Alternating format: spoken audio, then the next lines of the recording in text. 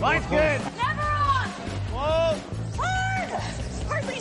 Come on, Brent. Line's good. Got real close. I hear high, right? Try and hit 2/3. Have they saved it for her? Yes, they have. Ooh, welcome to Game of Stones, everybody. I am Sean Graham, Scott, physically distancing. As always, hello, Scott. Hey, Sean. It's a good day here. You may know, well, you know, I think I took this week off of work, but I've managed to wear real pants every day. Weird. Yeah, seems like the opposite of working from home. Like sometimes I wear sweatpants working, but take time off and I'm wearing jeans every day. What's going on? Yeah, that's strange, man. Really Yeah. strange. I'm even wearing jeans right now. I don't know why I didn't change before the podcast, but I think that it'll keep me focused on the task at hand. All right, so you're getting ready. Of course, big long weekend in most of the country. Not for us because the federal government doesn't take Monday off, but in a lot of parts of the country, Monday is a holiday. So hopefully everyone is excited for a long weekend. If you get one, Scott, how are you going to celebrate? Oh, you know, I privately. Oh, okay, good. So we are continuing to get closer and closer to the curling bubble in Calgary. Really looks like this is going to happen. I am stunned. I did not expect it. But Scott, we are 9 days away from curling on the TV. Yeah. I listened to Ryan and Jonathan today from Rocks Across the Pond, and it sounds like they're also pretty shocked that it's going to happen. And I'm sure we'll get to the Women's World announcement that happened on Monday and how that might affect things. So, I mean, you and I were both hopeful, and based on the way things are now, it looks like it's going to happen, like you say. But, 9 days is a long time in COVID world. But, Yes. But, as long as everybody can get there, be safe, it does look like it's going to happen. Yeah. Certainly seems that way. Teams are going to start arriving over the next few days to get into the bubble. We did have one more roster announcement for the Scotties, one more notable one that I saw. And Nadine Scotland is expecting her first child. Congratulations to Nadine and her husband. Very exciting news. They were pretty open in the announcement about some of the struggles that they have had with conception and the process that they have had to go through. And certainly a very exciting news for them. But the result in curling world is that Nadine has opted out of the bubble. She is the lead for Laura Walker, which will be representing Alberta this year. So we get a return to the Scotties of Rochelle Brown and Dana Ferguson. So Rochelle is going to be playing lead at the Scotties, and Dana Ferguson will be the fifth for Team Alberta. Scott, they're just going to show up all the time. They're so much fun.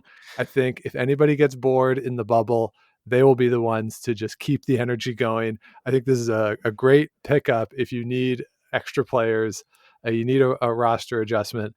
This is a good pair to have in what could be a very difficult setting off the ice in the bubble. Yeah, you're right. They do seem to have a lot of fun together, and they must be some kind of a package deal, right, in their contract. Yeah. I can't have one without the other. So pretty exciting, though. Both have a lot of experience at the Scotties, which will be helpful for the team overall, I think. Last year, of course, Laura Walker's first Scotties got there, played pretty well, like not bad. But these two, have championship pedigrees, so never a bad thing to have on your team. Yeah, and I do think we'll get into this next week when we do the full preview. But I think Laura Walker is one of those teams that really might suffer from the lack of the page this year. But definitely a team that would be looking to step forward, and certainly I think will be competing for one of the playoff spots. So it'll be a lot of fun. They'll get some TV games, and certainly Rochelle Brown. We probably won't see too much of Dana Ferguson during the game, but makes for great TV as well, a great TV player. So that'll be a lot of fun. Mm-hmm, mm-hmm. And follow them both on social media too. Maybe you'll get some fun off the ice hijinks. Yes. So I want to go through some of the news that has come out over the past week that is going to influence the way that we watch the Scotties and the Briar as well. But a lot of the early focus, I think, will be how everything relates to the Scotties. We had two major announcements since we last spoke. The first one came roughly 10 hours after we recorded or something last week, which was Curling Canada announcing a new Olympic trials qualification process. And this was met with a lot of confusion on the Twitter sphere. And I just wanted to go over what this was because, Scott, I think it was actually a lot more straightforward than people thought, or maybe not even the way people thought. The way Curling Canada phrased it in the announcement was not clear. But if you waded through all of the nonsense that Curling Canada, for whatever reason, included in that announcement, I think it's a pretty straightforward process here. Yeah, it is pretty straightforward, especially after I read your blog that you wrote about it. So that really helped. That's up at gameofstonespod.com/blog. But Yes. yeah, let's go through it and what it is, because it is sort of, replacing some of the ways to qualify for the trials that we knew. So Yes. So, Sean, what's happening first? So, first thing that we have to just say is that 9 teams of each sex will qualify for the trials, which will be held in Saskatoon. As a footnote, part of the announcement was that they've moved the trials up a week. So, it will now be the last week of November instead of the first week of December. That's just a little footnote that doesn't really influence too much, although it might, which we'll get to in a bit. So, 9 teams. Typically, the way you qualify is that you have the Canada Cup winners from the 2 years before. So in this case, the 2019-2020 Canada Cup winners, the 2020-2021 Scotties/Briar winners. Then you have teams that qualify based on points. So one team qualifies for the highest 2-year total between the fall of 2019 and the spring of 2021. Then you have the next highest team on that list from 2019 through 2021, and then the highest team on the 1-year point system of 2020, 2021. Now, if there are any overlapping spots on that, so Gushu, for instance, won the Briar last year, that gets him a spot. If he's the highest ranking CTRS team, what happens is that the next team below him on the points would get that spot. So that's how you get situations where nobody actually, or a team could qualify without hitting specifically one of these because there are multiples. And then the final 2 spots come from the pre-trials event, where in years past, I believe it's been 18 teams that basically comes out of points are invited to a pre-trials event where 2 teams come out of that event into the field. That's how Brandon Botcher made it, for instance, back in 2017 out of those pre-trials. But this year, because we lost this whole competitive curling season, you can't have the 2-year total for points or the 1-year total for points. So the existing qualification system doesn't really apply or couldn't really apply. So this is why Curling Canada had to announce a new form of qualification for the Olympic trials, because the existing one no longer works in a COVID world. And they didn't have the Canada Cup either. Also a factor. Right. Which was another direct qualifier. Yes, it was. So, and it's important to note that the way the qualification system works is that it is intended to reward teams that play on tour and have good results on tour. So the idea is to get away. I mean, Mike Harris seems like a really nice guy and I like him on TV, but basically this rule is put in place so that a Mike Harris type team wouldn't win again, frankly, is the situation in 1998 and a little bit in 2002. The Curling Canada wanted to ensure that the 4-year process leading into the Olympics served a greater purpose, and that you couldn't have sort of these last chancey type people or someone who gets in on a fluke and then has a hot week. So they wanted to reward teams that play on tour a lot. So that's how we get to this system, because really you can't get into the Canada Cup unless you play on tour a lot. And Scotties Brier winners, certainly at this point, are only coming out of those tour teams. So this is the point of this system. And it would be now unfair in a way to have a total rejigging of the system. So Curling Canada has this announcement of rejigging the Olympic trials qualification process. And Scott, we are getting what I am going to call the pre-trials. Right. So, and the pre-trials don't actually get you berths into the pre-trials. They get you berths directly into the trials. Correct. So you're calling them pre-trials just based on the fact that will be held before the pre-trials. Yeah. Yeah, exactly. Okay. The pre-trials.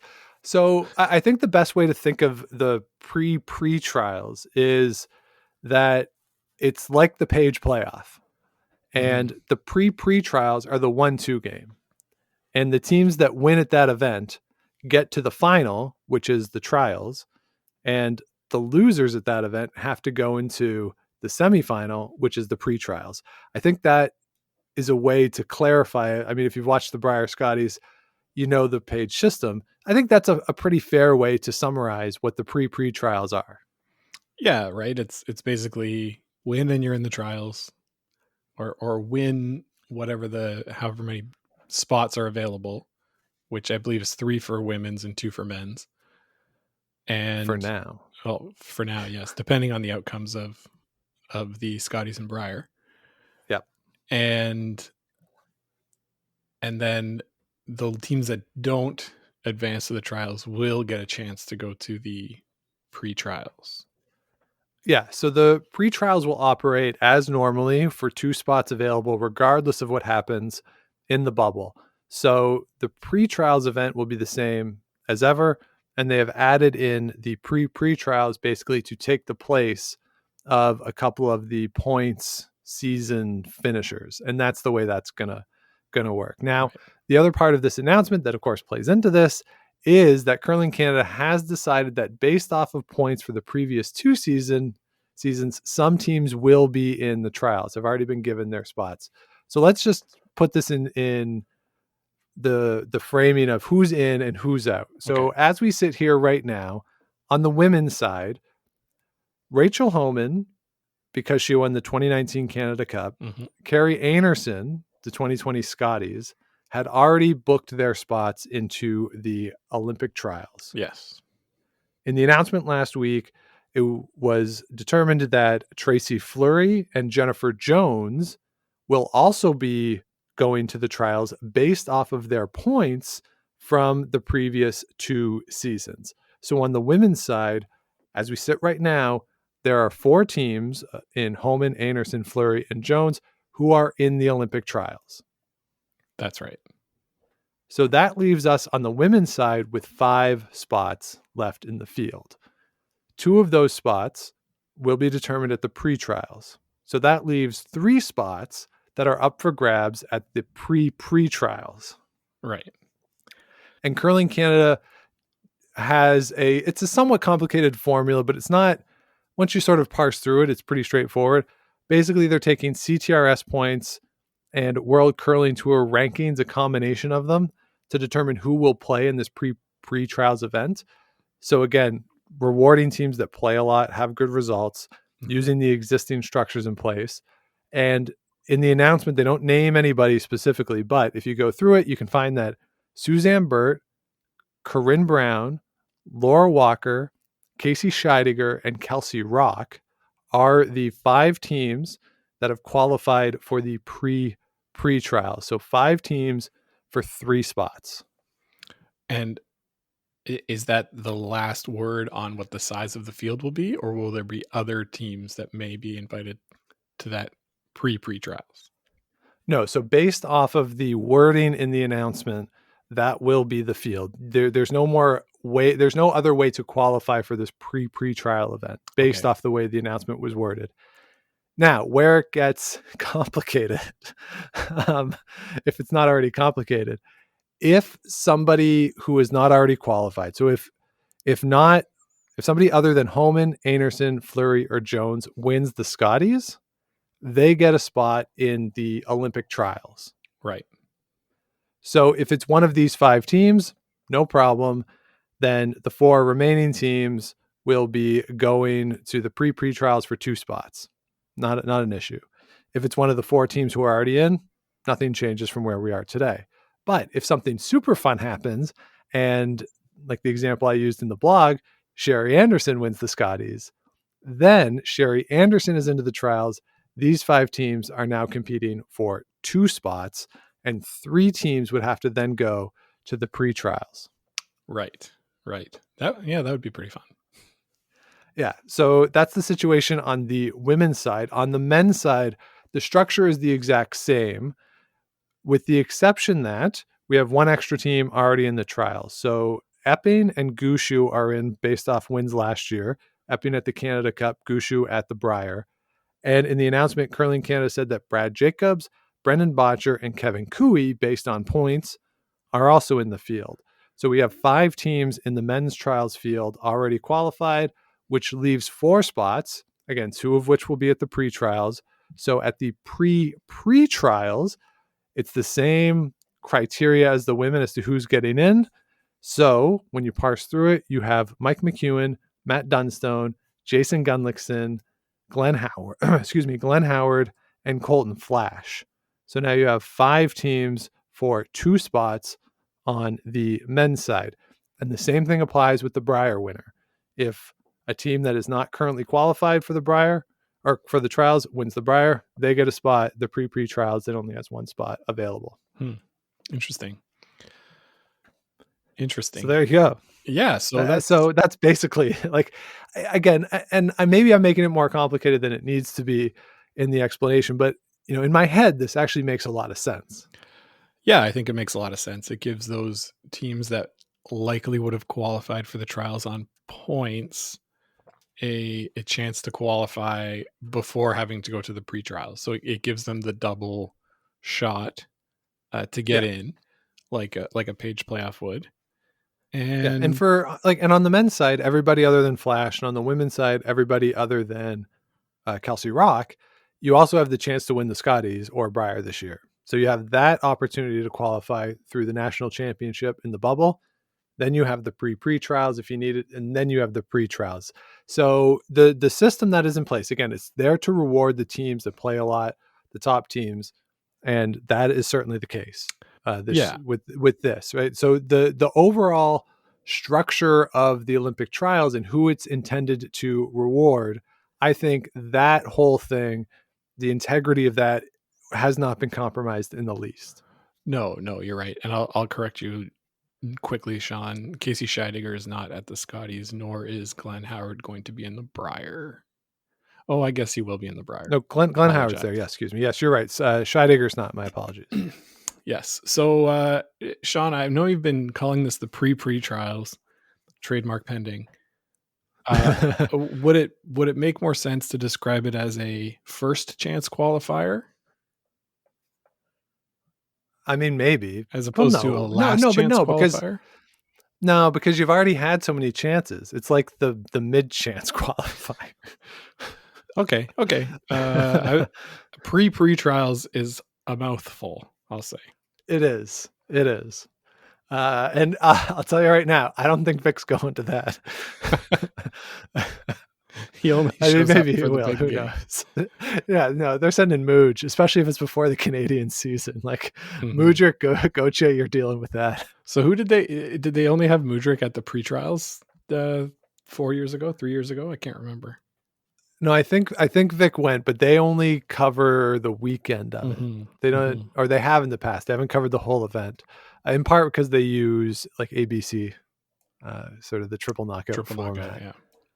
Yeah. So it's harder to predict matchups and stuff. But yeah, they've only in the past shown like semifinal finals. Right. Well, so that would be my expectation again. I think this would be very interesting. Event to kind of happen. I wonder where you would have it. I presume out west because of the teams that are in. But Yeah. anyway, I think it would be really fun to see somebody throw a wrench into this and win the Scotties and Briar and just have Curling Canada throw their hands in the air and go, ugh. Yeah.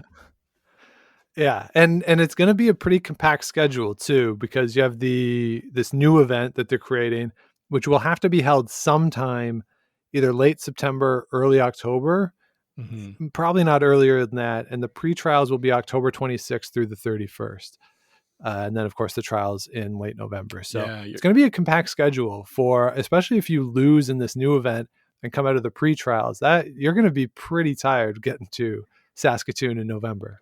yeah. I imagine the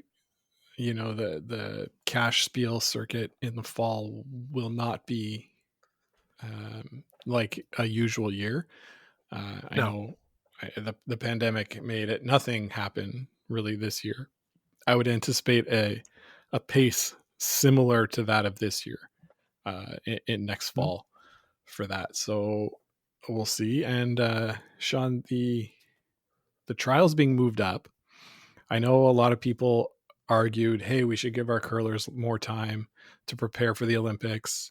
Uh, Moving it up by a week is not that much more time, but maybe it's a It's bit. not. Do you think there's any reason for this other than if we have to delay it now we can?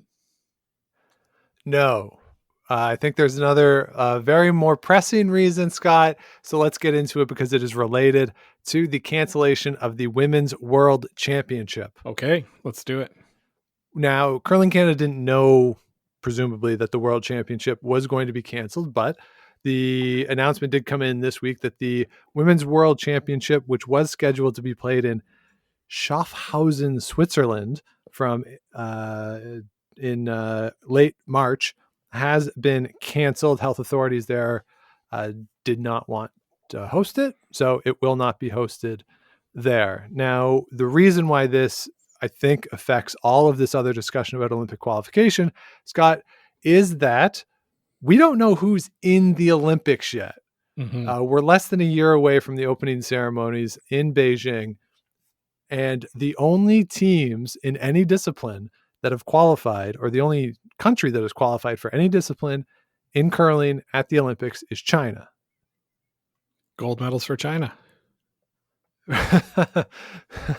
So the way it was going to work is that this year, the top six, basically the playoff teams at the men's and women's world championships, that was your Olympic qualifier, plus China, which would give you 7 spots, unless China was in the playoffs. Therefore, you would have 6 spots total. Then the other spots in the 9-team Olympic field would be determined by a last chance qualifier. Now, Scott, this last chance qualifier for the Olympics, for member associations to qualify for the Olympics, is scheduled to be played in December. Mm-hmm. And I genuinely think that Curling Canada is preparing for the eventuality that at least one of the curling disciplines from Canada will have to qualify out of this event. Yeah, yeah. I guess let's talk a little bit more about the women's worlds being canceled. From what I hear, the protocols that the World Curling Federation had proposed to be put in place were not sufficient to convince the Swiss authorities that the event would be safe and that it wouldn't put more of a strain on their healthcare system.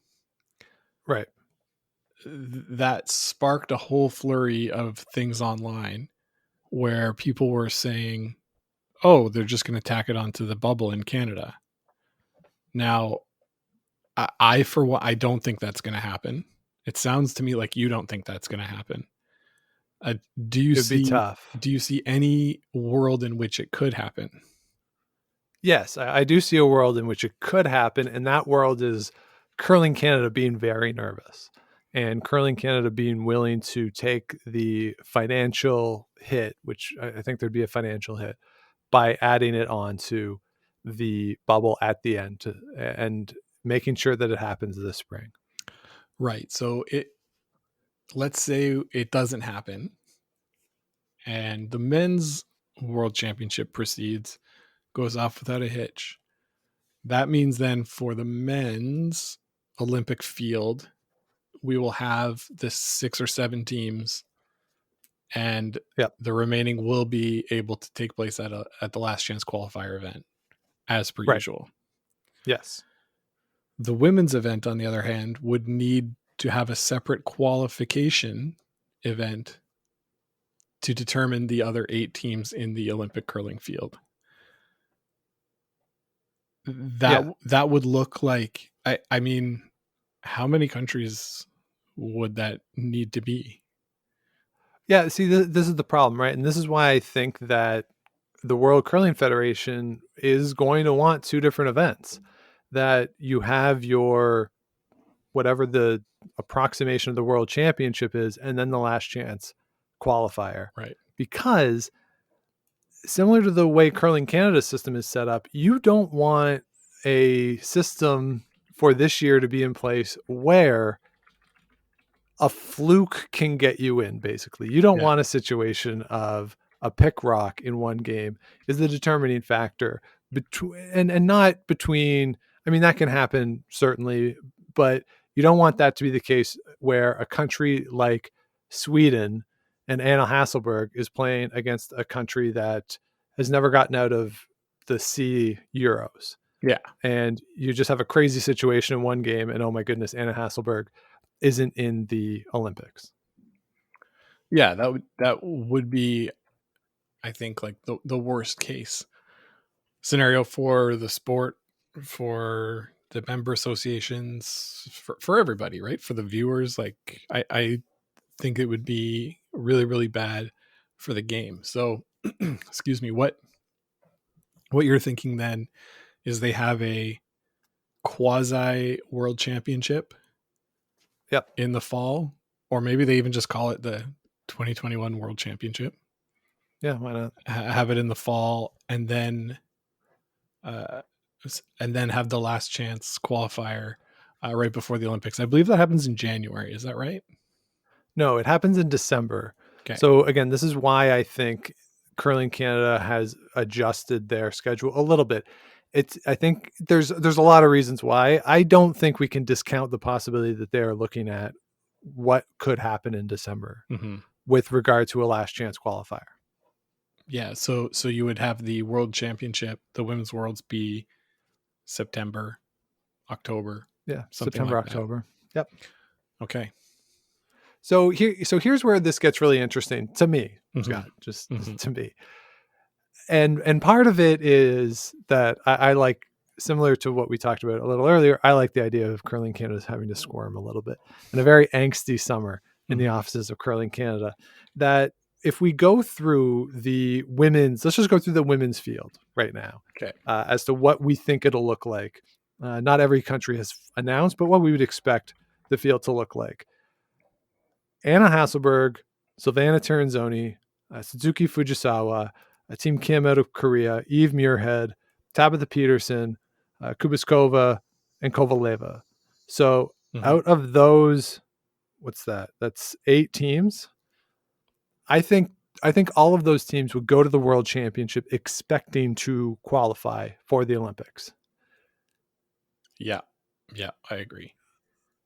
And then you add in Canada, which is another team that, of course, would expect to qualify for the World Championship. And on the women's side, China can certainly qualify for a playoff at a World Championship. So there are going to be teams that are good that do not qualify out of a World Championship on the women's side. So let's say it happens where Canada is not in, and whoever wins the Scotties goes, has a bad week. We've seen it before, does not qualify. Then Canada has to go to this last chance qualifier event. I think you have a struggle then, if you're currently in Canada, of who do you send to this event? Do you send whoever wins this Olympic trials and have them turn around and go right there? Probably they have to go. But then the other more interesting thing to me, Scott, what if the winner of the Scotties says, we don't want to go to this World Championship in October. We're not going to go play in that. We want to focus on the trials.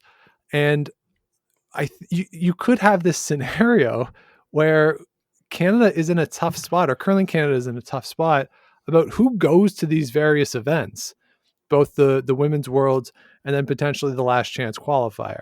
It's going to be tough. And if you have a situation now where you have this last chance qualifier, a Canadian team has to go to it, moving up the trials provides that buffer that, all right, you qualified for the trials, you got to go. This is part of the deal now. This isn't a situation where we're going to send Glenn Howard to play Brazil, what we saw a couple years ago. Right.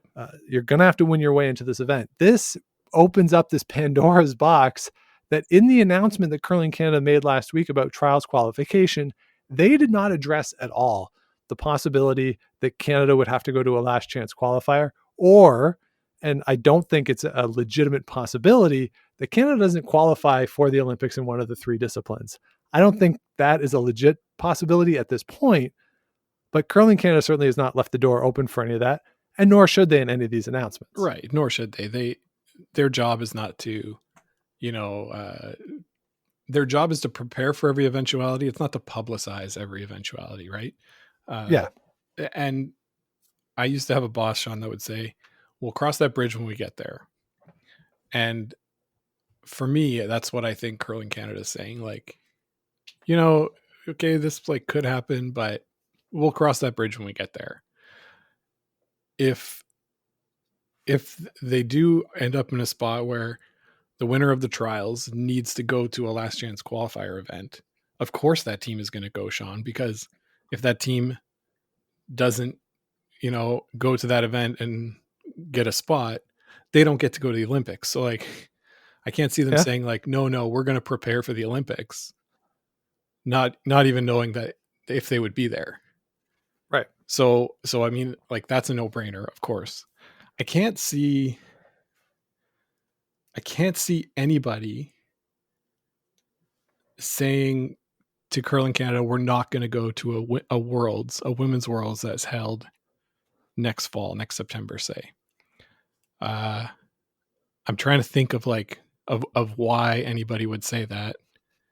And I'm not really coming up with anything because, as you said, the field for that kind of an event would be pretty good and might be the best kind of preparation you can have for a trials that takes place a month, 6 weeks, 8 weeks later. So I don't see why anybody would say no. Here's why a team might say no. If we're still in a situation where you have to quarantine and you have to go isolate for 2 weeks on both ends, so you can't practice basically for a month out of that, the 2 weeks before, the 2 weeks after. So you lose a month of practice, particularly the teams with young families. Potentially they wouldn't want to be away that long again after having done the bubble already. And then sort of the uncertainty that goes along with that. And it depends where it is, right? It's not scheduled to be in Canada. If it was in Canada, that would make it a lot easier for the Canadian teams. But I think that is the factor that would be in play, the travel component, and if isolation is still a factor. Yeah, I guess I really don't see that being as big an issue in 6 months as it is now. With the vaccine rollout, with understanding a little more about how this all works. I think quarantining for 14 days is in some cases overkill. We're seeing the restrictions for quarantining in different places being reduced based on not having any symptoms, right? So I mean, in theory, what you're saying is right, but I mean, we'll talk about the Scotties next week, Sean. I don't think any team that wins that, of the teams I'm thinking of that have a chance to win the Scotties, I don't think any of them would say no to going to a Worlds. Yeah, I mean, we'll have to see, certainly. I know there was already uncertainty, let's say, if Rachel Homan had won, whether or not she would be able to play in a world championship in the spring, see what the situation is for her and the team in the fall. If we shift over to the men's side, just in talking about the possibility of Canada having to play in a last chance qualifier, I think it's less likely on the men's side, not because Canada's men's teams are that much better or more competitive than Canada's women's teams, but I just think the world field isn't as deep on the men's side, in my most humble of opinions. So on the men's side, you're looking at John Schuster, Bruce Mount, Ulsrud, Nicodine, Peter de Cruz. And then I think that's that level. And then Canada would be the sixth team there. And then you're into the category of, Jaap van Dorp and Alexei Timofeyev. Or Japan. The Japanese men or the Italian men, the Danes. But I think there's a bigger drop off once you get to 6 on the men's side than when you get to 6 on the women's side. Yeah, I would agree with that. So that's sort of the situation in that. And I just want to say too, on the mixed doubles side, this one is not quite as complicated. Basically, on the points, they're allowing people to combine their mixed doubles points, even if they've never played together before. So the qualification process on the mixed doubles side, a little easier. There's going to be regional qualifiers to get into the Canadian trials. But in terms of the Olympic Games itself, at the World Championship, the top 7 teams will qualify for the Olympic Games. The 8th place team will go if China is in the top 7, which is not what's happening on the 4-person team side. So 7 teams will come out of the World Championships, and then the final couple spots will come out of the last chance qualifier on the mixed double side. So we know that the mixed doubles World Championship a lot harder to get out of than the men's and women's, just because of the vagaries of mixed doubles, the high scoring nature of it, the single elimination, and just more teams in the field. So, between all of the disciplines, mixed doubles is the most likely that Canada would have to go to that last chance qualifier. And certainly, if you remember back a few years ago, it was the Reed Carruthers, Joanne Courtney phenomenal showing at the World Championship that saved Canada and qualified Canada into the World Championship. Otherwise, they would have had to go to a last chance qualifier. So just mixed doubles is a whole nother, bag of worms, and it's a lot harder there. So there'll be some pressure on whoever comes out of the mixed doubles Canadian Championships. And the mixed doubles world are currently scheduled to be held at the end of April at a location that is yet to be determined. Yeah. Sean, I never heard of a bag of worms. Do you buy your worms? I was watching some fishing videos today. Right on. And mixed doubles. I think we pointed this out in an earlier episode, but the field for the Olympics will be expanded to 10. There was only 8 teams at the first iteration in 2018. Yeah. So a little more buffer room for a team like Canada, whose mixed doubles players tend not to be specialists. So, right. A little bit easier to get in than it was in 2018. Yeah, more teams certainly never hurts. So, Scott, if you were to forecast it, what do you think the odds are that a Canadian team has to go to the last chance qualifier in December? Honestly, I would say it's very, very low. Like I said, we'll talk about what I think about the Scotties, but I don't think that Canada will miss qualifying from whatever the Women's World Championship turns into. I would say it's maybe like a 5% chance. Okay. I'm thinking in totality, I'm thinking if you put it all together, I'm thinking there's like a 30-35% chance. I don't think there's really much of a chance on the men's side, again, because the world field isn't quite as deep. And yeah, I'm with you on the women's side. Yeah, like a 5% chance. It's the uncertainty and just the vagaries of the mixed doubles game that, yeah, you could get knocked out in that round of 16 at a mixed doubles event pretty easily. So that's where I would put it that high. And if there's, the greatest chance for Canada not to qualify out of a world championship, I think lies in the mixed doubles. Again, not a reflection on the players and the team that will eventually go. It's just the way that event is set up. Absolutely. So that's where we stand with the Olympics 1 year out. A lot of talk with actually nothing having been determined yet, other than congratulations to the Chinese Curling Federation for their early qualification. They're probably just sitting there, the Chinese Curling Federation, being like, you know what, why don't we hold the qualifier in January? It'll be safer.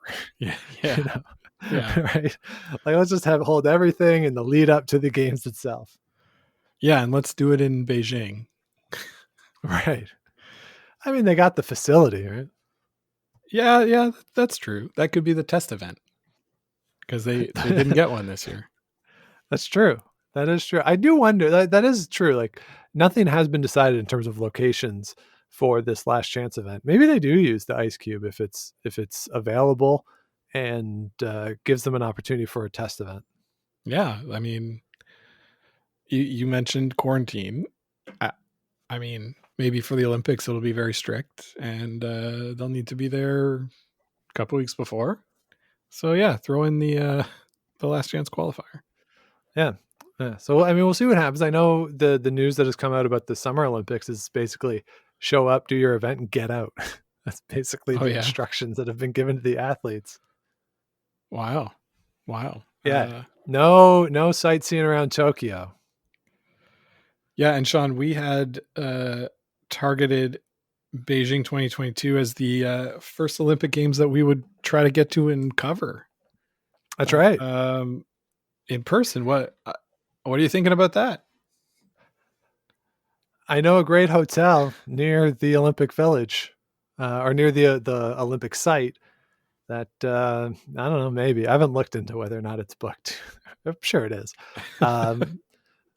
But you know, I mean, I lived there for 2.5 months, close to where it is. I mean, I could go back. Yeah. You know the manager and the staff there and everything, right? Yeah, the cook liked me. Yeah. So we'll put in a phone call. Yeah, he spoke two words of English. He said hi every morning when I went in for the breakfast, and he said bye when I left after breakfast. But you know, we somehow communicated well enough with me not speaking any Mandarin other than the two things people taught me so that I could order food on my own, order dinner, which didn't help me at the breakfast. And he not speaking any English. We seemed to communicate well enough. That's nice. You still had the nod and the smile. Yeah, that's right. It's good. Yeah, it worked out well. Right on. Well, yeah, put a call in and we'll tentatively book in pending vaccinations. Yeah. Vaccine pending, like everything in the world right now. Yeah, like everything. So hopefully that's clear, everybody. Gives us just a sense of where everything sits as we are a year out from the Olympic Games that are currently scheduled to be held in Beijing next February. And it's going to come fast and furious over the next year between obviously what's coming up in the bubble, whatever ends up happening with the Women's World Championship or whatever they end up doing for qualification on the women's side for the Olympic Games. And then pre-trials, Olympic trials, last chance qualifier, and then the mixed doubles Canadian Olympic trials, which will be held over the new year from late December. I think the last day is January 2nd or 3rd, where they will determine a champion. Of course, in the unlikely event that Canada does not qualify for mixed doubles, that event will not be held, of course, but that is the schedule. So, you know, we're going bang, bang, bang through the bubble. Mm-hmm. We'll have that week off now that we didn't expect with the Women's Worlds being canceled. But in that time, the Canadian mixed doubles will be taking place. And then once we get into the fall, it's going to be running roughshod through the fall, Scott. Curling events all over the place as people scramble for those Olympic spots. Yeah, looking forward to it. And so, Sean, we'll come back next week with a pretty thorough Scotties preview. Yeah. The Game of Stone's Fergus Curling Club, Scotties Mega Preview, presented by Canada 3000 and Zellers, where the lowest price is the law. Yeah, securing those sponsors was no small feat. So, yeah, I had them locked in like 20 years ago, and I'm still contractually obligated to them. Yeah, we signed a long contract. So, yeah, so we'll be back next week with that full preview. All 18 teams we'll talk about in the Scotties field.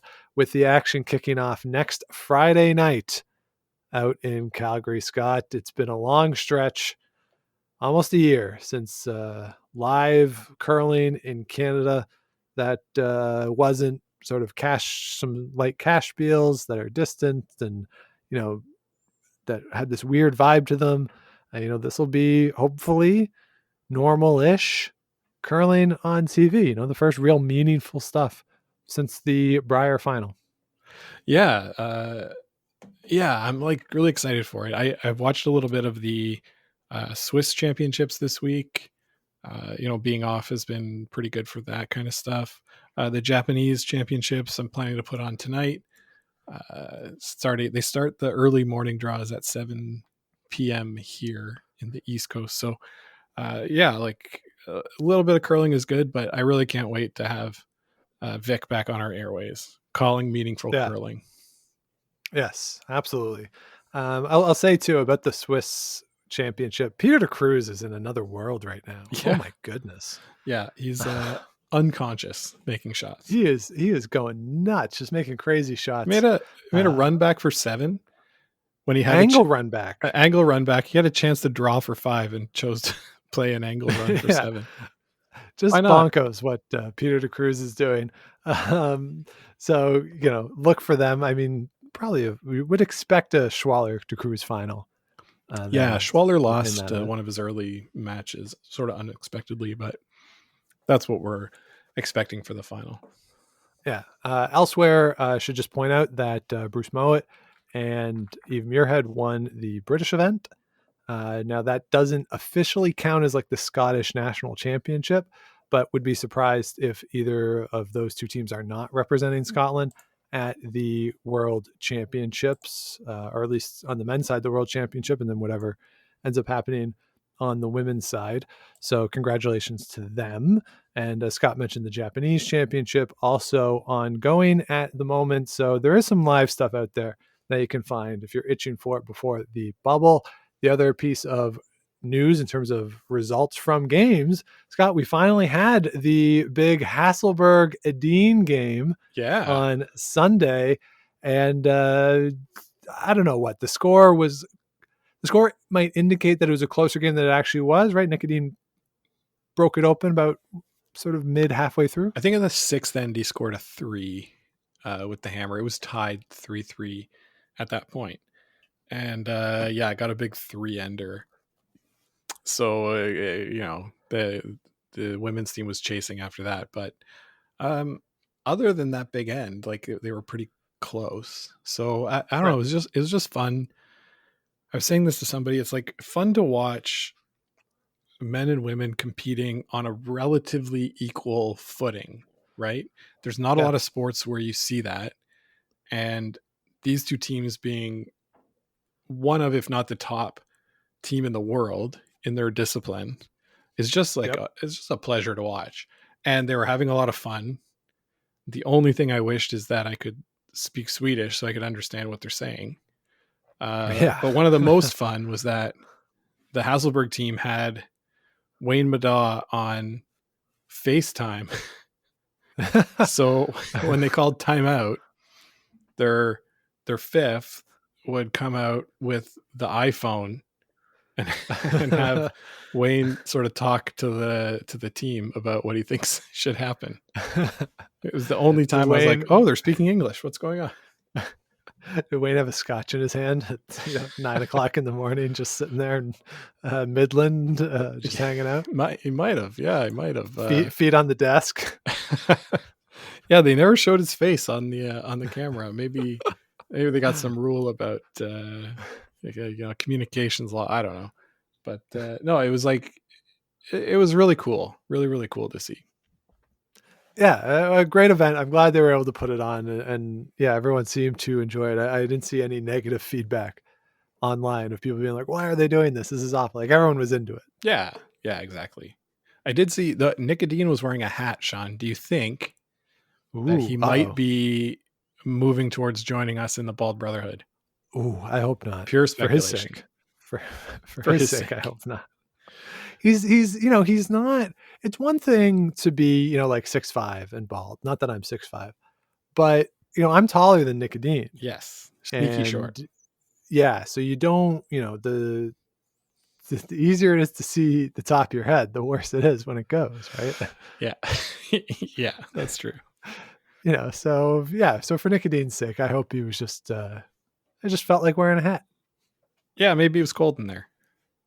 Yeah, it's not like a typical arena, so yeah, maybe a little chilly. Just need to keep yourself warm. Yeah, it was in Jönköping. Yes, which hosted the Worlds a couple of years ago. Yeah, Worlds mixed doubles, I think. Yeah. So a lot of fun out there from Sweden. So we're looking forward to seeing more of those two teams.